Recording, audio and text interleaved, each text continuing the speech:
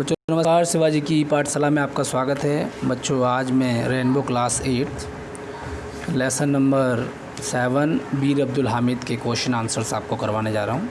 तो देखिए बीर Abdul Hamid question answers को करते हैं हम लोग। हु वाज अब्दुल हामिद, अब्दुल हामिद कौन थे? तो देखिए आपकी बुक में दिया गया है, उसी को हमने इसमें से लिख देना है। अब्दुल हामिद जो थे एक सिपाही थे, यानी कि एक हवलदार थे।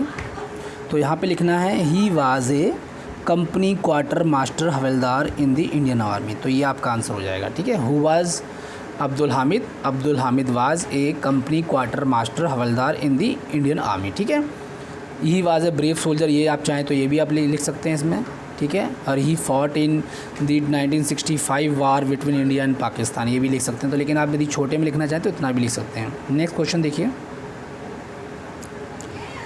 What were the Pakistani tanks like. देखिए पाकिस्तानी के जो टैंक थे वो किस तरह के थे, तो इसमें आंसर बहुत ही आसान है, आपने सीधा लिखना है the Pakistani tanks were like. तो यहाँ पे द का टी कैपिटल हो जाएगा। ठीक है, और ये वर्ड काट दीजिए, और तो यहाँ पे लिखना द पाकिस्तानी टैंक्स वर। तो यहाँ पे जो वर होगा, जो आपका ये वर है वो यहाँ पे टैंक के बाद आ जाएगा। ठीक है, टैंक के बाद आ जाएगा। तो the Pakistani tanks were like Patton tank. तो ये पैटर्न टैंक की तरह थे, तो यहाँ पे लिखना है Patton tank.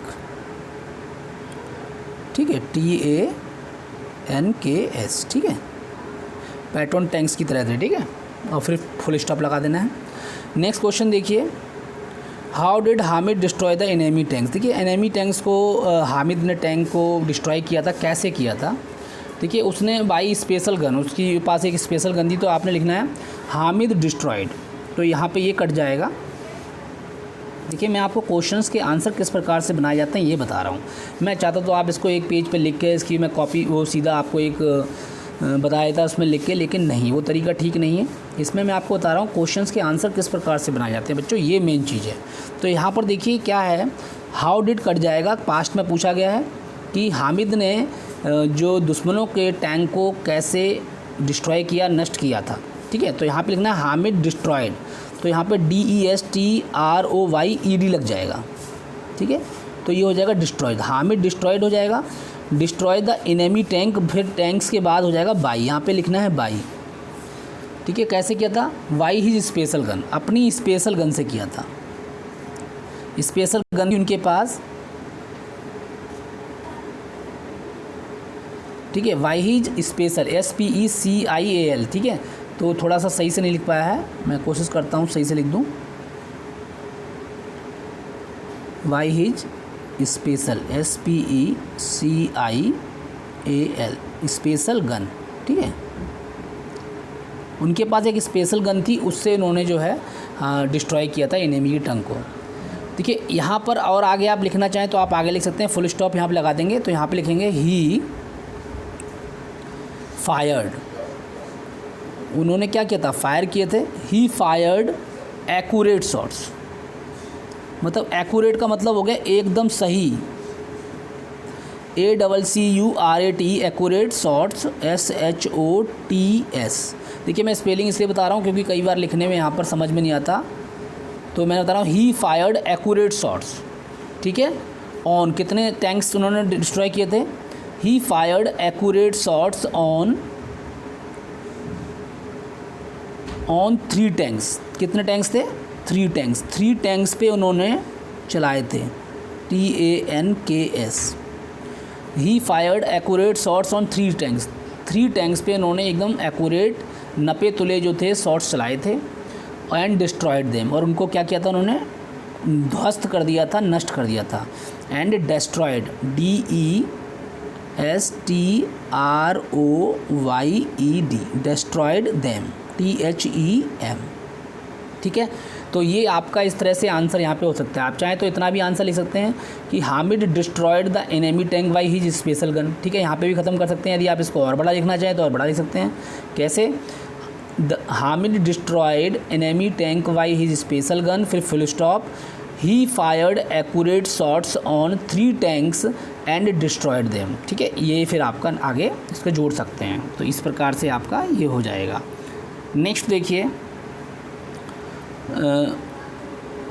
How did Hamid fight the enemy and what happened to him.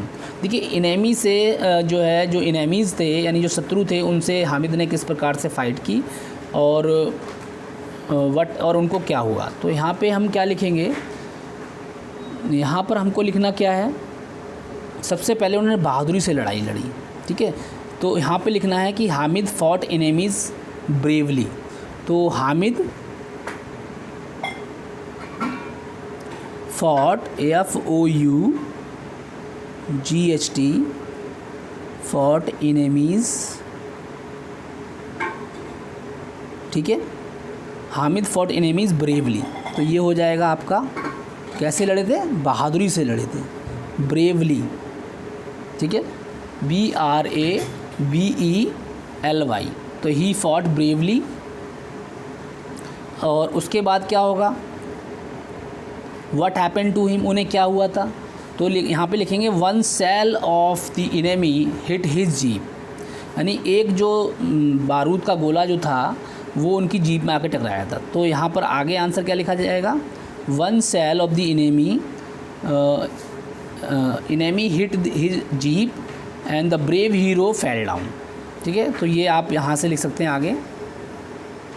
देखिए यहाँ जो लिखा व्हाट हैपेंड टू हिम, इसका आंसर क्या लिखा जाएगा। मैंने जो आपको बताया how did Hamid fight the enemies, तो इसका आंसर मैंने बता दिया आपको, Hamid fought the enemies bravely, ये इसका आंसर हो गया। व्हाट हैपेंड टू हिम का आंसर आप यहाँ से आप अपनी बुक से लिख सकते हैं। देखिए यहाँ से लिख सकते हैं one shell of the enemy hit his jeep and the brave hero fell down, he was deeply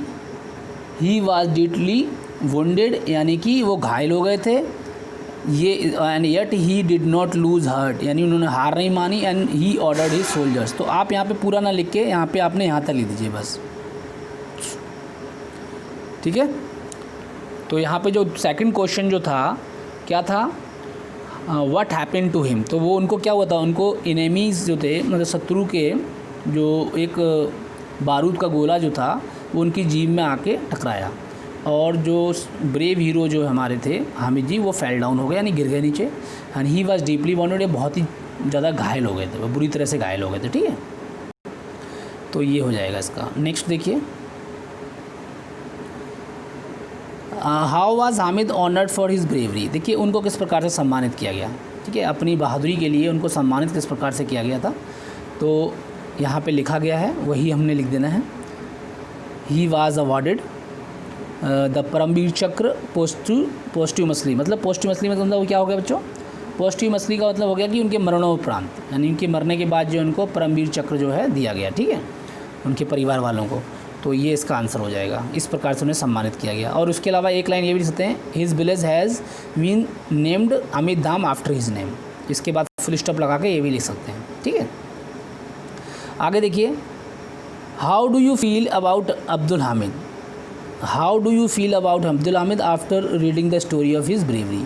आप कैसा सोचते हैं अब्दुल हामिद के बारे में, कैसा मतलब फील क्या करते हैं आप, कैसा महसूस करते हैं इस स्टोरी को पढ़ने के बाद अब्दुल हामिद के बारे में। तो देखिए अब्दुल हामिद दो ब्रेव थे, एक तो हम ये लिखेंगे, Abdul Hamid was a brave soldier of Indian army, and इसके अलावा और क्या लिख सकते हैं हम, इसके अलावा ही गेव इम्पोर्टेंस। देखिए यहाँ पे लिखना इतना इम्पोर्टेंट नहीं, आप थोड़ा समझ लीजिए इसको।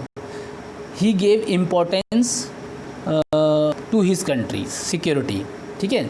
उन्होंने क्या किया, यहाँ पे हम सबसे पहले तो हम ये लिखेंगे, ही वाज ए ब्रेव सोल्जर।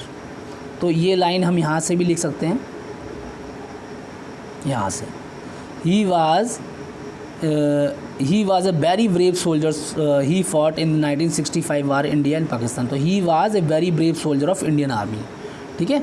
तो ये हम लिख सकते हैं, he was a very brave soldier of Indian army, ये इतना लिख सकते हैं हम यहाँ से। इसके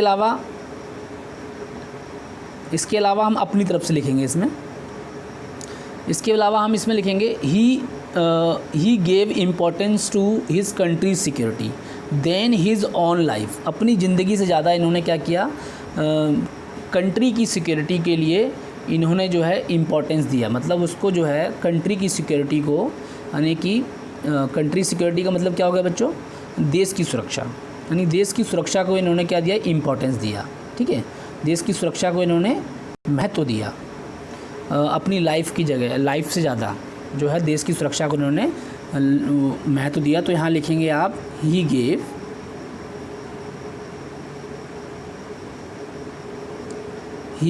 importance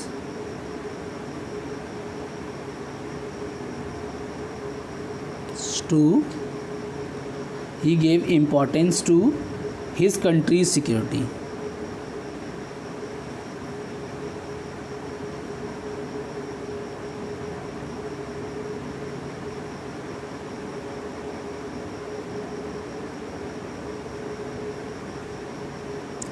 He gave importance to his country's security than his own life. OWN, owns life, full stop. ठीक है, he gave importance, IMPORTANC, importance to his, HIS, his country, COUNTRY, country's security. ये अपॉस्ट्रॉफी S लगाना है country's के बाद, security. ठीक है, country security, और देन THAN वाला देन आएगा, his own's life, OWN apostrophe S, own's life. ठीक है, अपनी ज़िंदगी से ज़्यादा इन्होंने देश की सुरक्षा को महत्व दिया।